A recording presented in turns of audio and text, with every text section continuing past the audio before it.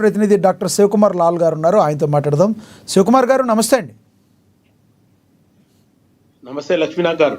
శివకుమార్ గారు, ఈ బీసీలకి సంబంధించి 42% రిజర్వేషన్లకు సంబంధించి మీరు ఒక నిర్ణయం అయితే తీసుకున్నారు. ఇప్పుడు కోర్టు మాత్రం బీజేపీలో ఇచ్చారు. మీరు ఇప్పుడు ఏమంటారు? అసలు బీజేపీ చేస్తుందంటారా, లేదంటే నిజంగానే మీకు కర్ర కాల్చి వాత పెట్టేటట్టుగా చేయడమా? మీకు నిజంగానే చిత్తశుద్ధి ఉందా? ఏమంటారు మీరు? ముందుగా ఏఎన్ఎన్ న్యూస్ ప్రేక్షకులకు, మీకు ప్యానెల్ ఉన్న వరకు నమస్కారం. నమస్తే అండి. అయితే బీజేపీ దేశం కోసం, ధర్మం కోసం అని వచ్చిన పార్టీ. ఇప్పుడు తమ్ముడు మల్లికార్జున్ గారు చెప్పేది ఎట్లుందంటే, గతంలో వాళ్ళ పార్టీని స్థాపించిన వాళ్ళు, లేకపోతే టైగర్ నరేంద్ర గారు, ఇంకెవరు, లేకపోతే ఎల్కే అడ్వాణి గారు, లేకపోతే సుష్మా స్వరాజ్ గారు, వాళ్ళున్న పార్టీ వేరు. ఈ రోజు ప్రస్తుతం ఉన్నది అమిత్ షా, నరేంద్ర మోదీ గారి పార్టీ. ఇది ఎట్లుందంటే దేశం కోసం, ధర్మం కోసం కాదు. శివలాల్ గారు, అవసరమైతే శివలాల్ గారు షిండేలను ఎంతమందిని తయారు చేయాలి కాదు, లేకపోతే ఎక్కడ చిత్తు పెట్టాలనేది. శివలాల్ గారు, వీళ్ళ ప్రస్తుతం శివలాల్ గారు ఒక్క మాట శివలాల్ గారు, ఇప్పుడు మీరు ఎవరైతే చెప్పారో వాజ్పేయి గారు కానీ, సుష్మా స్వరాజ్ గారు కానీ, వీళ్ళందరూ కూడా ఒకప్పుడు తీవ్రంగా వీళ్ళందరినీ మీరు వ్యతిరేకించిన వాళ్ళే. ఇప్పుడు వాళ్ళు లేరు కాబట్టి వాళ్ళు ఉన్నప్పుడు బీజేపీ బాగుంది, ఇప్పుడు ఉన్నప్పుడు బీజేపీ బాగోలేదంటంలో హాస్యాస్పదంగా లేదా? ముందు మీరేమనుకుంటున్నారు అది చెప్పండి. ముందు మీ పార్టీ గురించి ఒకటి గుర్తుపెట్టుకోండి లక్ష్మణ్ గారు, చెప్పండి.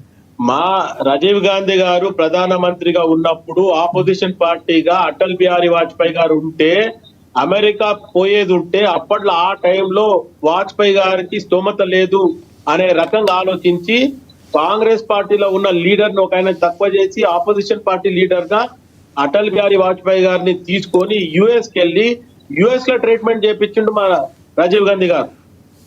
అంటే కాంగ్రెస్ పార్టీలో ఖచ్చితంగా ఆపదలో ఉన్న వాళ్ళని కానీ, లేకపోతే ఎక్కడన్నా తప్పిదం జరిగిన దాన్ని కూడా సరిదిద్దుకోవడానికి కాంగ్రెస్ పార్టీ నిర్ణయం తీసుకుంటుంది. నేను ఈ రోజు వాళ్ళంతా లేరు, అందుకే మాట్లాడదా. ఎల్కే అడ్వాణి గారు ఇంకా బతికే ఉన్నారు, ఒక సుష్మా స్వరాజ్ గారు, వాజ్పేయి గారు లేరేమో, మురళీ మనోహర్ జోషి గారు ఉన్నారు, ఇంకా మిగతా వాళ్ళు ఉన్నారు. వాళ్ళు ఎక్కడున్నారు? ఈ రోజు అమిత్ షా, నరేంద్ర మోదీ కన్సందలనే BJP, especially now that is not BJP party, Amit Shah plus Narendra Modi party. గుర్తుపెట్టుకోండి ఇది. ఎందుకంటే బీజేపీలో ఏదైతే వాళ్ళు గతంలో చెప్పేది ఏంటి నినాదం, దేశం కోసం, ధర్మం కోసం అని. దేశం కోసం, ధర్మం కోసం అని చెప్పి ఒకడు హైదరాబాద్ లో గెలిస్తే ఆ వ్యక్తికి కూడా సస్పెండ్ చేసి అలా జాతీయ అధ్యక్షుడు ఆయన ఏదైతే రాజీనామాను ఆమోదం చేయడం జరిగింది. ఇటువంటి పరిస్థితిలో బీజేపీ ఈ రేపు జరగబోయే 42% ఏదైతే తెలంగాణ వచ్చిన తర్వాత మేము బీసీ డిక్లరేషన్ చేస్తామని చెప్పడం జరిగింది. కాంగ్రెస్ పార్టీ అసెంబ్లీలో తీర్మానం చేయడం జరిగింది. తర్వాత మంత్రివర్గంలో కమిటీ వేసి నిర్ణయం తీసుకోవడం జరిగింది. ఆర్డినెన్స్ కూడా పాస్ చేయడం జరిగింది. దాని తర్వాత ఈ రోజు బీజేపీ ఆ నిర్ణయం తీసుకోవాలా? ఇప్పుడు ప్రస్తుతానికి మన దగ్గర ఎక్కడ వరద వస్తే ఆంధ్రప్రదేశ్ కి, బీహార్ కి ఇచ్చిన బడ్జెట్ మన తెలంగాణకి ఇవ్వరు. ఎందుకంటే ఆంధ్రప్రదేశ్ ఏమైతుంది? ఒకవేళ ఖచ్చితంగా ఆంధ్రప్రదేశ్ కి బడ్జెట్ ఇవ్వకపోతే చంద్రబాబు నాయుడు గారు విత్డ్రా చేసుకుంటే వాళ్ళ పార్టీ కూలిపోతుంది. అందుకు అక్కడ ఏపీకి సపోర్ట్ చేయడం జరుగుతుంది. తెలంగాణకు ఎందుకు చేస్తలేరు? 8 మంది బీజేపీ ఈ రోజు ఎంపీలు ఉన్నారు, 8 మంది ఎమ్మెల్యేలు ఉన్నారు.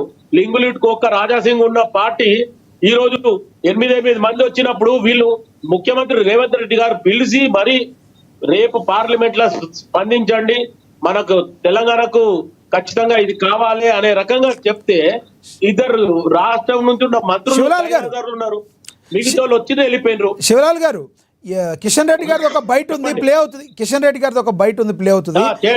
తర్వాత మీరు మాట్లాడండి. బయట ప్లే అవుతుంది. పేరుతో కాంగ్రెస్ పార్టీ అధికారంలోకి వస్తే 42% రిజర్వేషన్ అమలు చేస్తామని చెప్పి ఆ పార్టీ హామీ ఇచ్చింది. ఇచ్చినటువంటి హామీని అధికారంలోకి వచ్చి 2 సంవత్సరాలైనా ఇంతవరకు దాని విషయంలో ఒక స్పష్టమైనటువంటి అవగాహన ఆ పార్టీలో లేదు.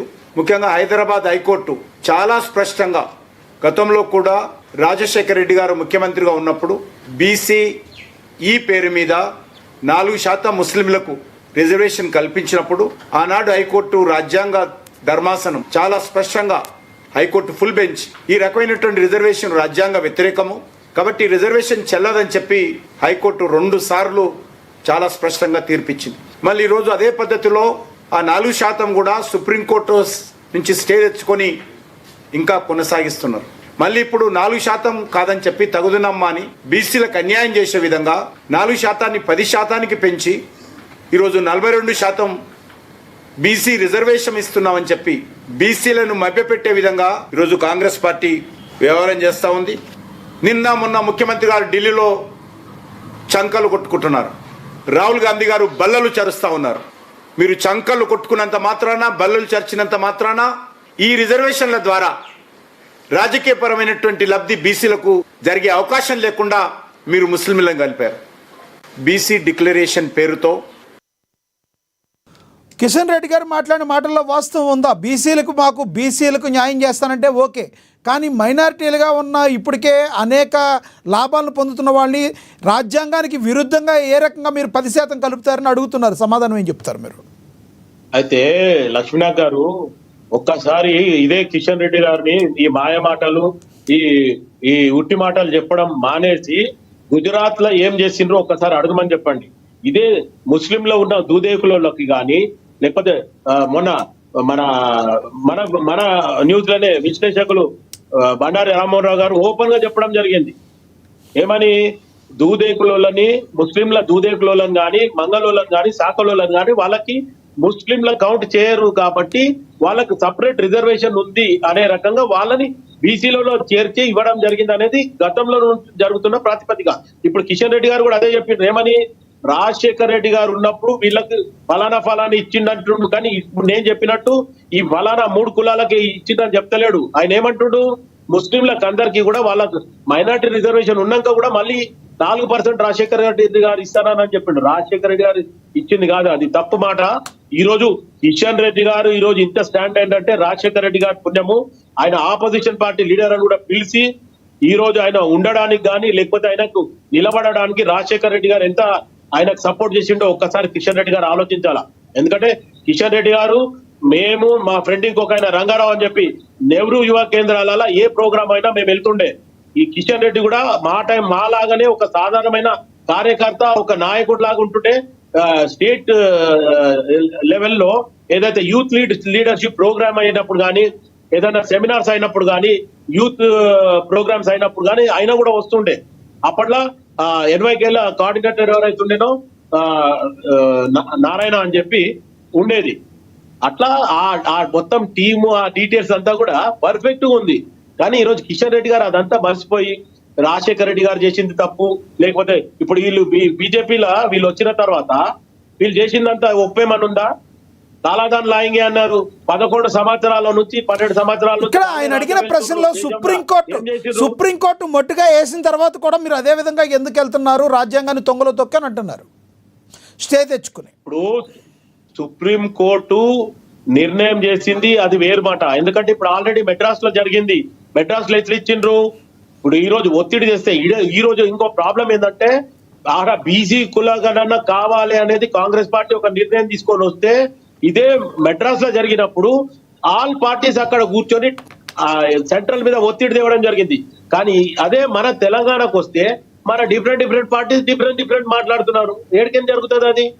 ఇప్పుడు బీజేపీ కానీ బీఆర్ఎస్ కానీ ఎస్ తెలంగాణలో బీసీలకు న్యాయం జరగాలనేది ఏదైతే ఆలోచన ఉందో అది ఖచ్చితంగా జరగాల.